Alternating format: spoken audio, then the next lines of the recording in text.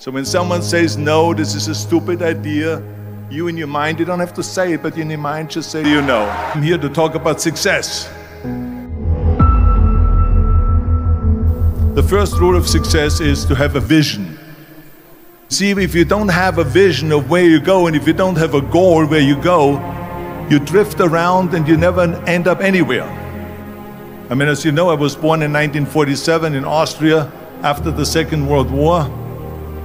And I didn't really like Austria when I grew up.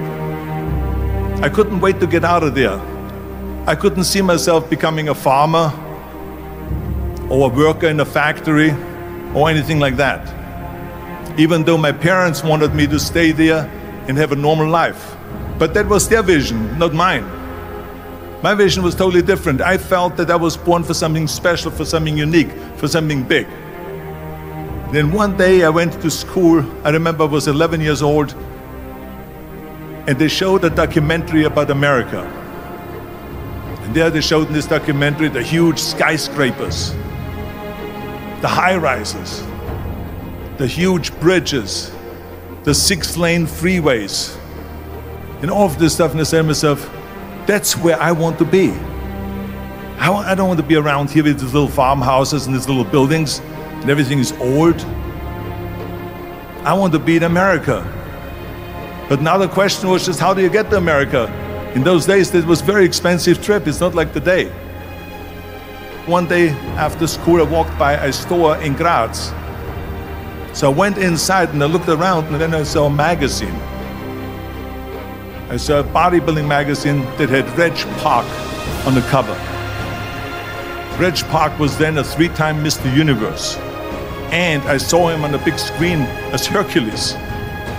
I read that and I said to myself, wow, this is the blueprint for my life. This is exactly what I want to do. I want to become a bodybuilding champion just like Reg Park. I want to get into movies just like Reg Park. And I want to make millions of dollars and be rich and famous just like Reg Park. Do you know how great it felt that I knew where I was going? Imagine the majority of people don't know where they're going. I knew where I was going, that I'm going to become this bodybuilding champion just like him. So it was just a question of, how do you do it?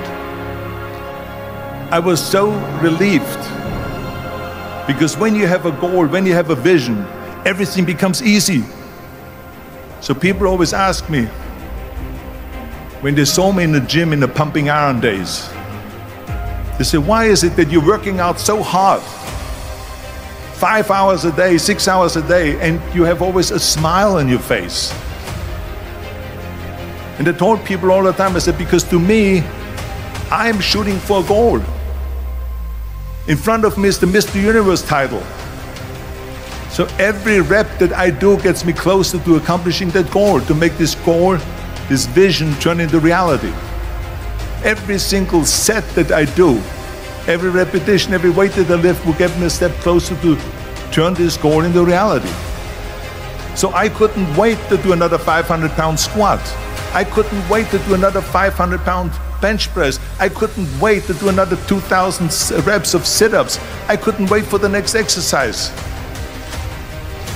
At the age of 20, I went to London and I won the Mr. Universe contest as the youngest Mr. Universe ever. And it was because I had a goal. I felt so great knowing where I was going, and I tell you, it worked. I mean, think about it. And at the end, I was just not visualizing just my exercise, but I was really lifting the trophy over my head. That's what I was thinking about. So let me tell you something, visualizing your goal and going after it makes it fun. You've got to have a purpose no matter what you do in life. You've got to have a purpose. Because remember that in America, for instance, when you study, you will see the percentage of people that like their jobs. 74% hate their job in America. Now, there's not much different when you come to Europe. The majority of people don't like what they're doing because they're really not doing it because they didn't have a goal and they followed this goal. They just aimlessly drift around, and then all of a sudden there's a job opening, so they get that job because you have to work. But then when you work, it's a chore. It's work. It's not fun. So if you think about, only a quarter of the people really enjoy what they're doing in life. That is unbelievable if you think about it. So I felt so blessed that I knew what I was doing. It's like a medical student that studies and knows he wants to become a doctor. You know where to go. So that's rule number one, have a vision. Rule number two is, don't listen to the naysayers. Don't listen to the naysayers. Everything I ever did, the thing that I heard out of people's mouth was, that's impossible. That can't be done. Or no. I remember when I wanted to be a bodybuilding champion, including my parents and everyone else around me, said this is impossible. Why don't you become a ski champion? That's what they do in Austria. Or a bicycle champion, or do some track and field. You can't be a bodybuilding champion. That is exactly what I heard, and of course I proved to the people that it can't be done. So whenever someone said to me, it can't be done, I heard, it can be done. When they said no, I heard yes. And when they said it's impossible, I heard it is possible. I'm a strong believer of what Nelson Mandela said, that everything is always impossible until someone does it. Well, I'm gonna be the one, I said to myself, I'm gonna do it and I'm gonna show it to them. Maybe it has never been done before. That's perfectly fine with me. But I'm gonna do it. And I did not listen to the naysayers. And now I said to the agent, the Hollywood agent, I want to get into movies. He said, that's funny, Arnold. I asked a studio executive, I say, I want to get into movies. I want to be a leading man. He started laughing. So they all say it's impossible. I said, why is it impossible? He says, because look at how big you are. You weigh 250 pounds. Hercules bodies and muscular bodies weighing 20 years ago. 20 years ago they did Machista and they did all this Samson movies and Hercules movies and stuff like that, but not anymore. Arnold, this is the 70s. Do you know the sex symbols today? It's Al Pacino. He weighs 150 pounds. It's Dustin Hoffman. He weighs 146 pounds. And guess who else is a sex symbol? Woody Allen. So imagine they're telling me now that those are the new sex symbols. So therefore forget about it. And then they told me this, and your accent, even if you reduce all your body weight and everything and have a normal body, your accent. I said, your accent, I mean, it will go give people goosebumps. With the German accent, it will get people the creeps. They will get scared. He says, no one in Hollywood ever has become a leading man that had an accent. This is the kind of stuff that I heard. They said, no, you see, it's impossible. And plus your name who can pronounce Schwarzen Schnitzel or something like that. No one can pronounce that, so forget about it, Arnold. This is the kind of thing that I heard. Imagine, you go from studio executive, from agent to agent, from manager to manager, and they all said exactly the same thing. Now that's very encouraging, isn't it? But you know something? Because I believed that I can be a leading man. I believed that I could be another Clint Eastwood. I believed that I could be those people. I said, there's enough room on that ladder that I can fit up there. And I looked back again and learned from what I learned in sports. In my case, in bodybuilding. It's all about the hard work that you put in. I said to myself, in bodybuilding, I worked out 5-6 hours a day. I'm going to do the same thing now for acting. And of course, I went to college to study English. I studied voice, accent removal, acting classes, and all of this stuff, all day long. I worked and I worked and I worked. And within a short period of time, I made one movie called Hercules in New York. which of course went right into the toilet. But it didn't discourage me. I still had the same vision. A few years later, I'm doing Conan the Barbarian, and it was the #1 hit at the box office when it came out in the summer of '82. Think about that. And the director says, if we wouldn't have had his body, we would have had to build one. So all of a sudden, my body became an asset, not a liability. And the same thing was with Terminator. After we were finished filming Terminator, Jim Cameron said to the press, if Arnold wouldn't have had that accent and talked like a machine, I think the movie wouldn't have worked. So think about that. The body and the accent that they attacked was an asset.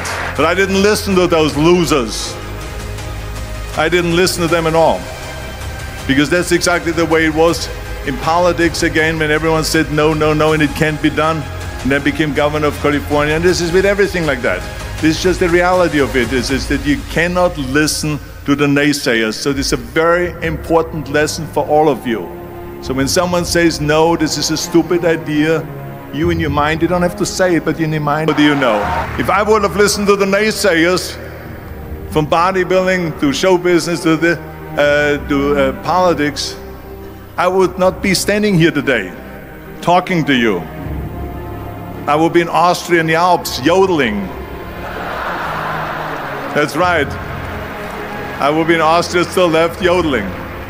That's what I will be doing, exactly. So this is why I say don't listen to the naysayers. The third point that I'm going to make to you is, there's no magic pill. There is no magic out there. And it drives me crazy when people say they don't have enough time to go to the gym for 45 minutes a day and work out. Or to do something for 45 minutes to an hour a day to improve. If it is physically improve, or if it is mentally to improve. Imagine you read 1 hour a day about history. How much you will learn after 365 hours in 1 year.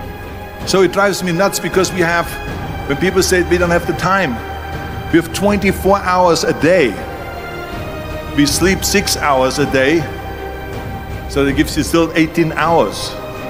The average person works around 8 to 10 hours. So let's assume it's 10 hours, so we have 8 hours left. Then you travel around an hour a day, maybe 2 hours a day. So now you have still 6 hours left. So what do you do with these 6 hours? What do you do with these 6 hours? Then we eat a little bit, then we schmooze a little bit, talk a little bit to people and all that stuff. But you can see how much time there is available if you organize your day. So you got to work hard. I mean, let me tell you something. When I went to America, I went to college. I went and worked out 5 hours a day. And I was working on construction. Because in those days in bodybuilding, there was no money. I didn't have the money for food supplements or anything. So I had to go to work. So I worked on construction.